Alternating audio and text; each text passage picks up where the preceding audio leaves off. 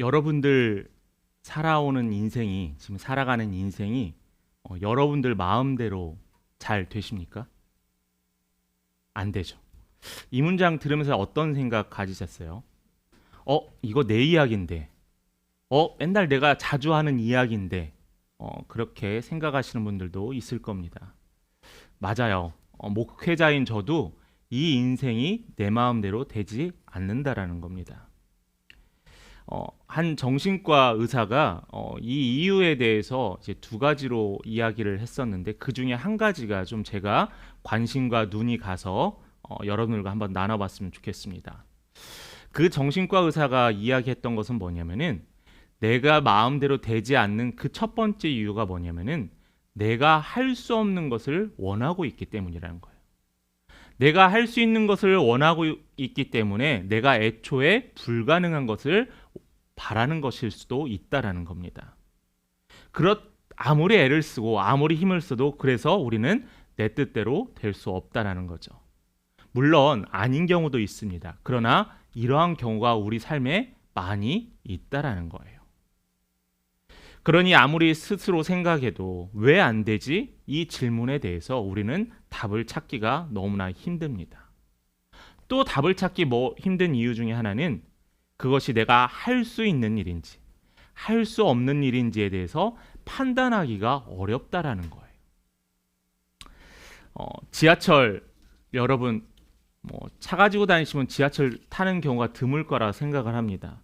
그런데 여러분 과거에 지하철 탔던 경험들을 되돌아보면은 지하철 출근길, 퇴근길이 참으로 복잡하고 힘들었던 기억들이 있습니다.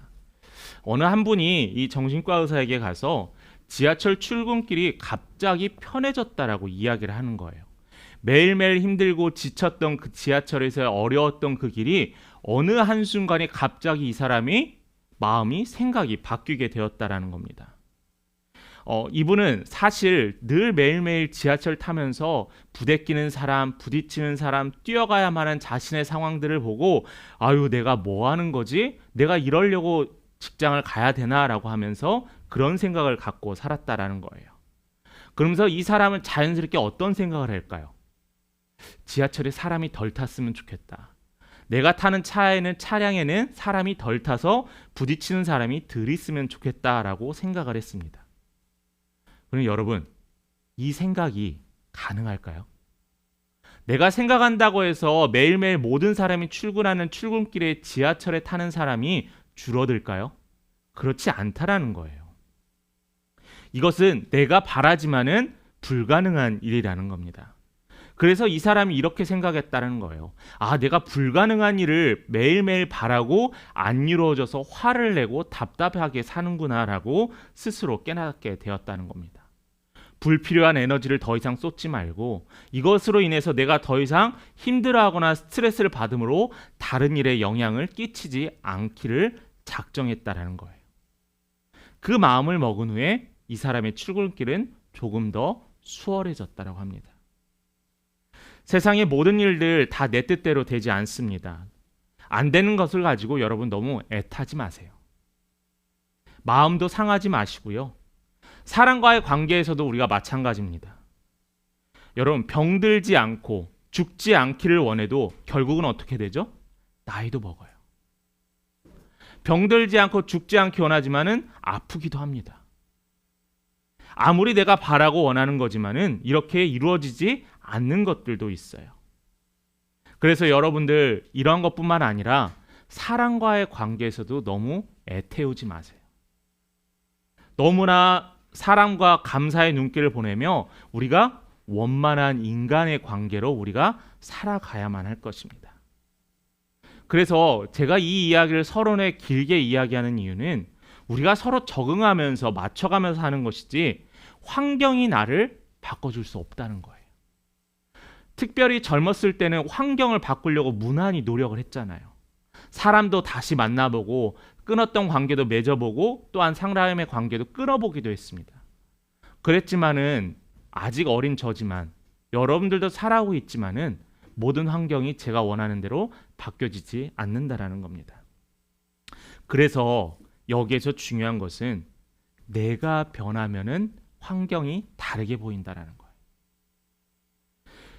그리스도인으로서 내가 어떻게 변화해야지 환경이 다르게 느껴질까? 여러분들에게 이러한 질문을 하나 합니다. 그리스도인으로서 삶의 어떠한 열매를 맺고 계시나요? 우리가 사는 세상에는 도덕적인 기준들이 많습니다. 그러죠? 여러분 생각나시는 게 도적질하지 말고요. 또 사람 때리면 안 됩니다. 또 남의 것도 뺏으면 안 돼요. 세상에 윤리적인 기준들이 많습니다. 근데 이 기준들이 우리가 사는 사회에서 기독교에서도 동일한 기준들이 있다라는 거예요. 뿐만 아니라 말도 조심하세요. 인간관계 정직하게 해야 합니다. 사회가 건강해지기 위해서 이런 것을 지켜야 합니다라고 합니다. 그래서 우리는 이런 걸 잘 지키는 사람을 뭐라고 하냐면 착한 사람이라고 해요. 이러한 세속적인 차원에서의 착한 사람뿐만 아니라 하나님의 말씀에서도 이 착한 사람이 존재한다라는 거예요. 말씀을 하나 찾아볼까요? 말씀을 하나 찾아봅니다. 에베소서 4장 24절의 말씀. 우리가 오늘 읽었던 본문의 앞절에 있는 말씀인데 우리 이 말씀을 함께 같이 읽어보도록 하겠습니다. 시작. 하나님을 따라 의와 진리의 거룩함으로 지으심을 받은 새 사람을 입으라. 간단하게 얘기해요. 새 사람을 입으라. 새 사람을 입으라라고 했어요. 성령의 열매를 맺고 있느냐 아니냐는 여러분들이 새 사람을 입고 있느냐, 과거의 사람으로 끊어져 내고 이제는 새로운 삶을 살고 있느냐에 대한 질문으로부터 출발한다는 거예요. 그래서 예수 그리스도의 정체성을 가진 사람들은 그 사람의 신분에 맞게 살아야 한다는 거예요.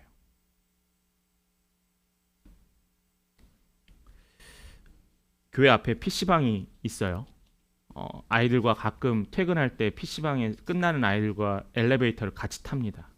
그 아이들의 입에서는 제가 40 넘어서 살아보지 못한 다양한 욕들을 들어볼 수 있어요. 근데 우리가 그 아이들을 붙잡고 야, 너 말 똑바로 안 해? 물론 가르치겠지만은 아이들은 이해를 좀 해줍니다. 그런데 금요일날 제가 성경공을 끝나고 이제 집에 가는 길에 술을 드시고 정신이 만취하신 분들이 있습니다. 그분들의 입에도 동일하더라고요. 똑같은 욕설이 나오더라고요. 여러분, 사람은 나이와 신분에 맞는 삶을 살아야 돼요. 그리스도인은 그리스도인의 신분에 맞는 언행과 삶을 살아가야 한다는 거죠. 오늘 본문의 에베소 교회 성도들이 그렇게 살지 못했다라는 거예요. 왜냐하면은 다시 그리스도의 은혜로 구원의 참된 은혜를 얻었는데 과거의 모습으로 되돌아가려는 겁니다.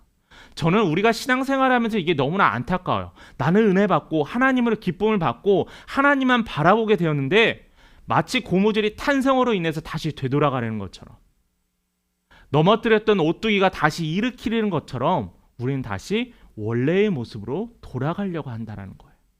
이걸 뭐라고 하냐면은 죄의 탄성이라고 합니다.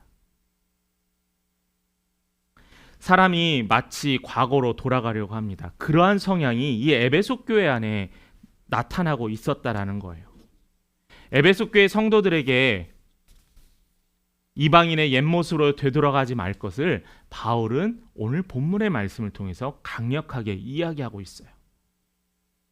오늘 본문은 그리스도인으로서 어떻게 살아가야 될지, 한 교회의 공동체원으로서, 한 개인으로서 어떻게 살아가야 될지에 대해서 조금 더 구체적인 몇 가지의 예를 들어주기도 합니다.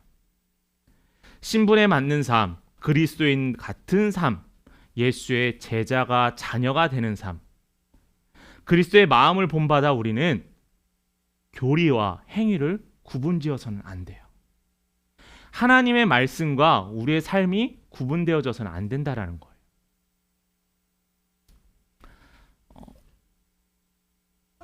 여러분, 큰 모래시계를 보면은 이제 뒤집어서 모래가 조금씩 떨어집니다. 근데 그 모래가 어떻게 떨어지죠? 정말 조금씩 떨어져요. 눈에 보이지 않습니다. 그런데 시간이 지나고 지나면은 그 모래가 떨어지는 게 얼만큼 떨어지는지 우리가 확인할 수 있어요. 저는 신앙생활도 마찬가지라는 거예요. 우리가 남들이 알든 모르든 우리가 조금씩 그리스도의 삶으로서의 태도와 삶의 자세를 갖는다면은 우리는 성과를 이루고 예수의 자녀의 모습을 가질 수 있게 된다는 거예요. 그래서 바울은 삶의 열매, 그리스도인의 열매를 맺으라고 합니다. 그 중에 첫 번째가 거짓을 버리라고 이야기하고 있어요. 25절 말씀입니다. 우리 함께 같이 봉독하겠습니다. 그런즉 거짓을 버리고 각각 그 이웃과 더불어 참된 것을 말하라. 우리가 서로 지체가 됨이라. 거짓을 버리라라고 첫 번째 이야기했어요. 죄에 빠졌던 과거의 옛사람에서 벗어나 새 사람이 된 성도는 거짓을 버리고 참된 걸 이야기한다는 거예요. 그냥 거짓말만 하지 말라는 게 아니라 참된 것을 이야기하라는 거예요. 이 둘이 달라요. 참된 것을 이야기하는 게 더욱더 더 높은 그리스도인의 삶의 요구라는 겁니다.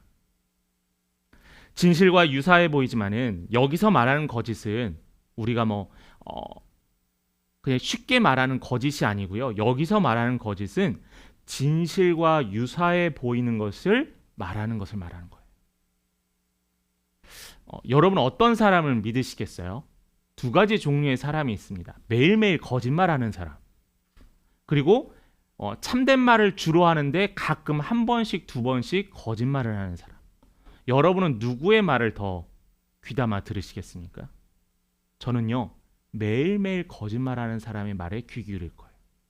왜냐하면은 매일매일 거짓말하는 사람 제 머릿속에 저 사람은 거짓말하는 사람이라고 딱 뇌리에 새겨놓을 테지만 가끔씩 거짓말하는 사람은 그 거짓말이 참들다라고 우리가 혼돈될 수 있기 때문이에요. 여기 본문에서 말하는 거짓말은 이 본문에서 말하는 거짓말뿐만 아니라 모세를 통해서 하나님께서 말씀하신 제9계명에도 내 이웃에게 거짓 증거하지 말라고 했어요. 그럼에도 불구하고 의외로 그리스도인들이 거짓말하는 것을 별로 대수롭지 않게 여기기도 합니다. 여러분 게으름을 피다가 차를 놓쳐서 약속 시간에 늦었어요. 그럼 우리 주로 뭐라고 하죠? 차가 늦게 왔어라고 하죠. 차가 왜 늦게 왔을까요? 내가 준비를 늦게 했으니까. 또 어떤 사람은 상대방의 성의를 생각해서 또 때로는 별로 내가 원하지 않는 성을 너무 고마워라고 이야기하다 합니다. 이것도 거짓말은 거짓말이에요. 하얀 거짓말, 검은 거짓말 구분할 필요 없고 우리는 큰 카테고리로 거짓말이라고 합니다. 재밌는 조사가 미국에서 있었어요. 많은 사람들을 놓고 하루에 몇 번이나 거짓말을 하는지에 대한 조사가 있었는데 미국이어서 그런지 몰라도 하루에 평균 사람들이 200번의 거짓말을 한다고 합니다. 근데 200번을 정말 다 세봤겠어요? 조사하는 사람이야 세봤겠지만은 자신이 진짜 200번 한다고 딱 이야기를 들었을 때 깜짝 놀랐을 겁니다. 그렇다면 통계적으로 8분에 한 번씩 거짓말을 한다는 거예요. 한국에서도 2017년에 20명의 사람을 놓고 좀 집중해서 조사했던 거짓말에 대한 조사가 있었습니다. 한국 사람의 그 조사 대상의 사람들의 평균은 3번이었다라고 해요. 그런데 사회적으로 사람과 접촉을 많이 하는 사람, 정치인, 언론인, 변호사, 물건을 판매하는 외판원들, 이분들은 조금 더 빈도가 높았다라는 겁니다. 그런데 여러분, 하나님은요, 이유가 어떻든 무엇이든 거짓말을 싫어하신다라고 이야기하고 있어요. 참된 말만 하길 원하신다는 겁니다. 하나님의 말씀을 어기고 그들이 첫 번째 어겼던 것이 무엇이었냐면은 아담과 하와는 하나님께 거짓을 구했어요. 결국 이 거짓이라는 것은 습관적으로 결국 거짓말을 하는 것은 죄의 종으로 살아간다는 겁니다. 왜냐하면 그 안에는 진리가 없기 때문이에요. 믿는 여러분, 하나님의 형상을 닮기 원하는 여러분들은 진실되어야만 합니다. 그리고 진리가 있어야 돼요. 하나님의 은혜를 쫓는 사람은 진실함을 추구하면서 살아가야 함을 여러분 잊지 마시기 바랍니다. 두 번째로는 우리의 본문의 말씀의 26절에 보면은 분을 내어도 분을 품지 말라라고 했어요. 분. 화라는 거예요. 화. 우리가 사람들에게 화를 내는 경우가 있습니다. 여러분 화 내고 나면 마음이 어떠세요? 불편하죠. 부모님께 화를 내는 경우도 있습니다. 마음이 불편해요. 자녀를 양육하다 보면은 자녀에게 화를 냅니다. 마음이 불편해요. 힘들고 차라리 화를 참을 걸이라고 후회도 합니다. 그런데 반대로 어떤 사람은 화를 매번 참고 누르다 보니까 마음이 피폐해지기 시작했어요. 그래서 사람을 만나서 화를 내지 않는 상황을 만들기 위해서 사람들의 관계를 정리하기 시작했습니다. 그리고 사람을 만나더라도 깊은 관계를 유지하지 않으려고 해요. 그럼에도 결론은 여러분, 믿는 자들은 분노를 참아야 돼요. 분노를 조절해야 합니다. 예수님이 그러셨던 시 맞아요. 그런데 예외가 있어요. 어떤 예외가 있냐면은 불의에 맞서는 분노는 표출해야 합니다. 잘못된 진리, 잘못된 상황, 약한 자들 또한 누르는 그러한 모든 상황에 대해서는 표출하라고 이야기하고 있어요. 이렇게 생각하는 분들이 있을 거예요. 이런 고민은 신앙적인 고민이어서 좋아 보입니다. 그렇지만 내가 양보할 때마다 사람들이 제가 마치 뭐뭐라고 생각해요. 밥이라고 생각한다는 거예요. 나를 만만하게 본다는 거예요. 그래서 나를 너무나 만만하게 보기 때문에 내가 화를 내야 한다라고 생각하는 사람이 있습니다. 그런데 오늘 본문에서 사도 바울은 성도가 화를 내는 것에 대해서 주의를 주고 있어요. 26절 말씀을 다시 한번 볼까요? 분을 내어도 죄를 짓지 말며 해가 지도록 분을 품지 말고. 쉽게 말하면은 분을 내는데 거룩한 분노를 내고 그 사람에 대해서 마음에 또한 쌓아두지 말라라는 거예요. 오늘 화를 냈다면은, 오늘 분노를 표출했다면 만약에 오늘 해가 지면은 내일은 잊어버리라는 거예요. 마음에 꿍하게 담아놔서 저 사람과의 거리가 멀어지는 것이 아니라 거기에 대해서 우리는 조금 더 쿨한 모습을 보이라라는 말씀의 의미이기도 합니다. 사람들은 화를 낼 수 있어요. 예수 믿는 사람도 화를 낼 수 있습니다. 이러한 감정의 상태가 오래되면은 결국엔 누가 손해냐면은 내가 손해라는 거예요. 내가. 분노는 불과 같아서 잘 다스리지 못하면은 내가 상처를 받는 것뿐만 아니라 다른 이에게도 영향을 주더라고요. 어느 집에 한 아이가 엄마 아빠가 싸우면 눈치를 봅니다. 그 아이가 자신의 형이 엄마 아빠한테 혼나면은 그 둘째는 자연스럽게 입을 다물고 조용히 눈치를 봐요.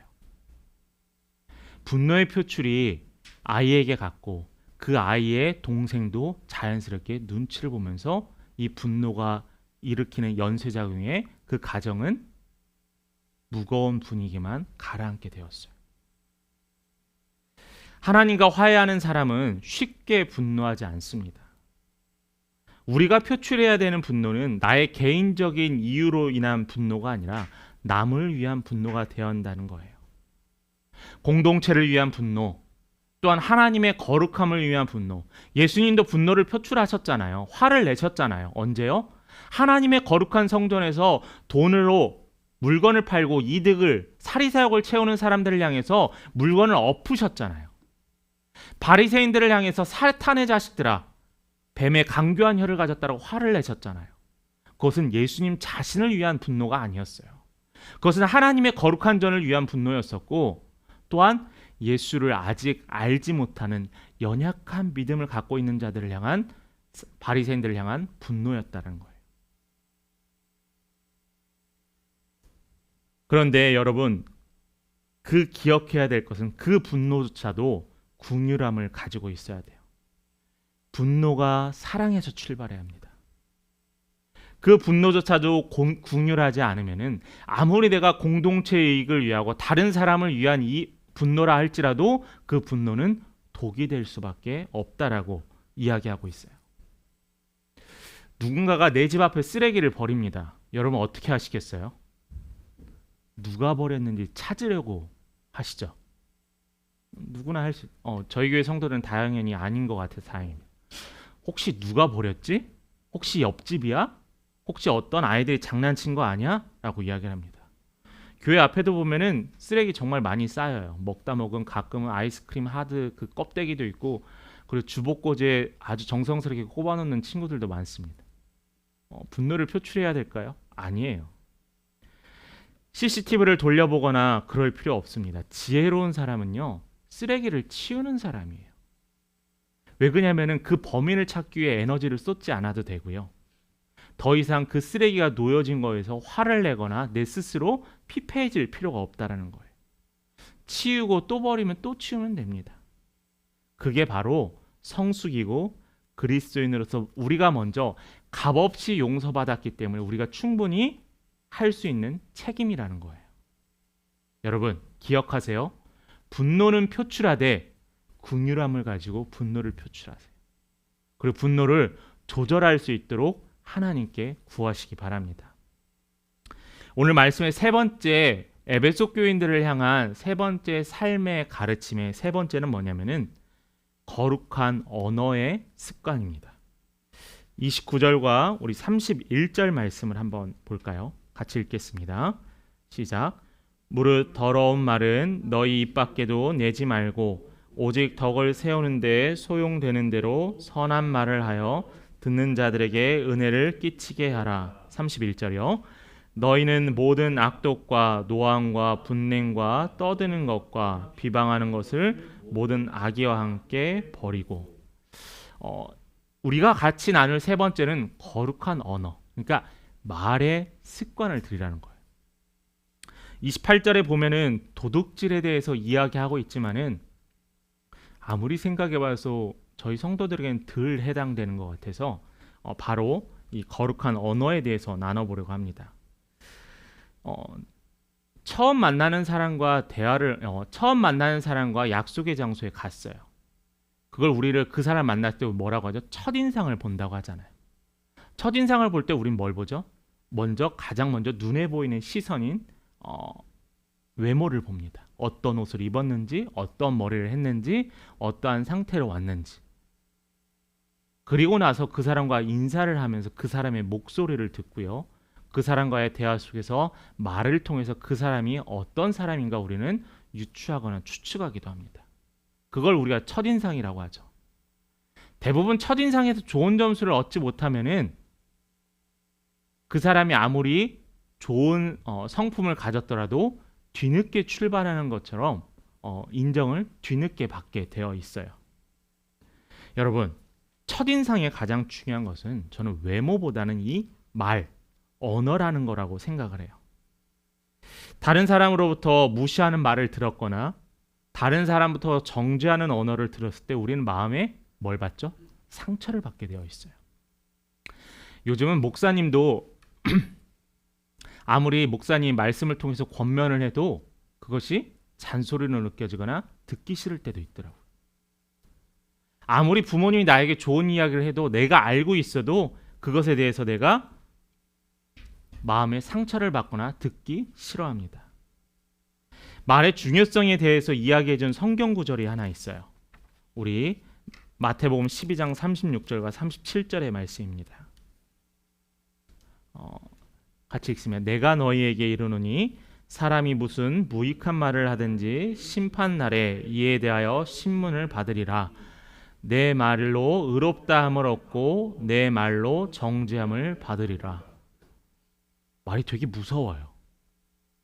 너의 말 하나로 내가 의로워질 수도 있고 내 말 하나로 하나님으로부터 정죄함을 당할 수도 있다는 거예요. 사람으로부터 너는 말이 왜 그래? 그거에서 끝나는 것이 아니라 그냥 관계가 끝나는 게 아니라 하나님께서 정죄하신다라는 거예요. 우리의 언어로요. 하나님은 모든 것을 창조하셨습니다. 믿으십니까? 하나님께서는 모든 걸 창조하셔서 손을 놓으신 것이 아니라 우리의 모든 창조물들을 지으시고 돌보세요. 그 돌봄 가운데 하나가 뭐냐면은 우리의 말 한마디 한마디를 들으시는 분이라는 거예요. 우리의 기도만을 들으시는 하나님이실까요? 아니, 우리의 일상의 언어를 들으신다는 거예요. 우리에게는 언어 습관이 있는데 습관은 하루아침에 만들어지지 않습니다. 제가 지금 고향을 떠나온 지 24년, 25년이 되는데도 가끔씩 사투리가 툭툭 튀어나올 때가 있어요. 그러면은 제 아내는 왜 사투리 쓰냐라고 뭐라고 합니다. 여러분, 사투리요. 나는 버렸다라고 생각하고 내가 태어난 곳보다 더 오래 수도권에 살았는데도 불구하고 바꿔지지 않더라고요. 그게 언어의 습관입니다. 어떤 사람은 사람을 부를 때 항상 야를 넣는 사람이 있어요. 자녀에게도 남편에게도 아내에게도 야라는 말이 꼭 붙는 사람이 있어요. 언어의 습관이라는 거예요. 여러분, 이 언어의 습관을 그리스도인의 언어의 습관을 바꾸려면, 거룩한 언어로 바꾸려면 훈련이 필요해요. 어떤 훈련이 필요하냐면은 이것은 말을 잘하는 훈련이 아닙니다. 어떻게 논리적으로 어떻게 조리 있게 말을 하는 훈련이 아니라 이 훈련은 어떤 것이냐라면은 거룩한 언어는 말을 아끼는 게 훈련이에요. 말을 잘하는 훈련이, 거룩한 언어의 훈련이 뭐냐면 말을 안 하는 거라는 거예요. 뿐만 아니라 경청하는 게 언어의 훈련입니다. 다른 사람의 이야기를 들어주고 사람들의 이야기를 경청하고 주의 있게 듣는 것이 필요하다는 거예요. 또 하나는 뭐냐면은 언어의 훈련에서 가장 중요한 것은 하나님의 말씀을 묵상해야 돼요. 먹어야 돼요. 하나님께서 어떻게 말씀하시는지 배우잖아요. 내가 자주 만나는 사람의 언어의 습관을 내가 흡수하듯이 우리는 하나님께서 말씀하시는 이 말씀의 이 근본인 이 하나님의 성경을 자주 읽고 묵상하면은 하나님이 이런 말씀을 하셨구나라고 하나님의 거룩한 언어의 습관이 나에게 자연스럽게 자리 잡게 된다라는 겁니다.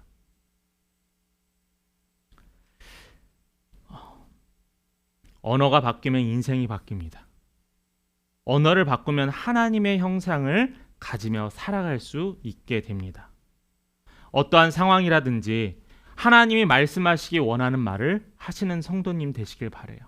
그러므로 말미암아 하나님이 기뻐하시는 삶, 여러분들의 입술을 통해서 하나님이 활짝 웃으시기를 간절히 바랍니다. 말씀을 마무리합니다. 하나님께서는 지금 무엇을 하고 계실까요? 지금 이 시간에 무엇을 하고 계실까요? 하나님은 일하십니다. 하나님은 지금 예배를 받으시고 하나님은 우리의 이야기를 들으시고 하나님의 우리의 모습을 보고 계신다라는 거예요. 어떻게요? 성령님께서 우리 안에 내주하셔 우리 안에 자리 잡으심으로 말미암아입니다. 우리가 말씀을 읽을 때 하나님께서 말씀을 통해서 우리에게 이야기하셨어요.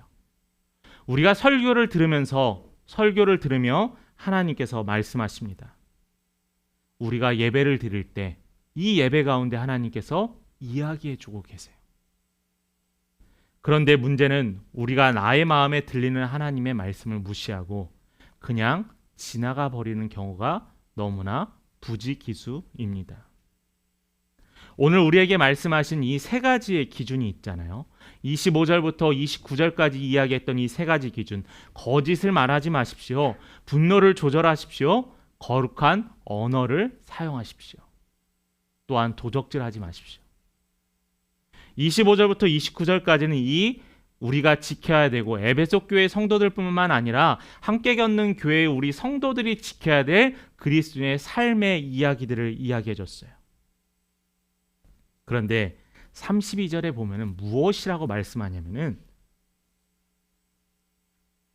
제가 읽겠습니다.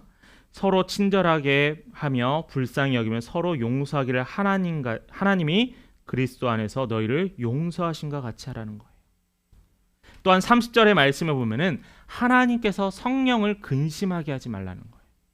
자, 그렇다면은 25절부터 29절까지 나와 있는 이 모든 삶의 윤리가 이것을 지키지 않았을 때 어떤 일이 생기냐면은 성령님께서 근심한다는 거예요. 하나님께서 걱정하신다는 거예요. 왜요? 이것으로 말미암아 교회 공동체가 여러분들의 삶이 하나님과 멀어질 수밖에 없다라는 증거이기도 합니다.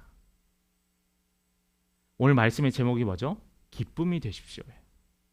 누구의 기쁨이냐면 바로 하나님의 기쁨이 되시기 바랍니다. 여러분들이 하나님의 기쁨이 되세요. 어떻게요? 거짓을 말하지 않고 분노를 조절하며 거룩한 언어를 함으로써 여러분들의 삶이 그리스도인의 참된 삶을 삶으로 말미암아 성령님의 기쁨이 되고 하나님의 기쁨의 근원이 되시는 여러분 되시기를 간절히 소망합니다. 우리는 하나님께 값없는 은혜를 받았어요. 예수 그리스도의 피와 십자가의 은혜를 얻었습니다. 희생으로 선물을 받았어요. 희생으로 이미 선물 받은 우리 성도님, 하나님의 몸된 교회를 지키고 그리스도인으로서 하나님의 기쁨이 되기 위해 살아가시는 우리 성숙한 그리스도인이 되기를 바라시는 우리 귀한 성도님 되기를 간절히 기도하시는 우리 성도님 되시길 간절히 축원합니다.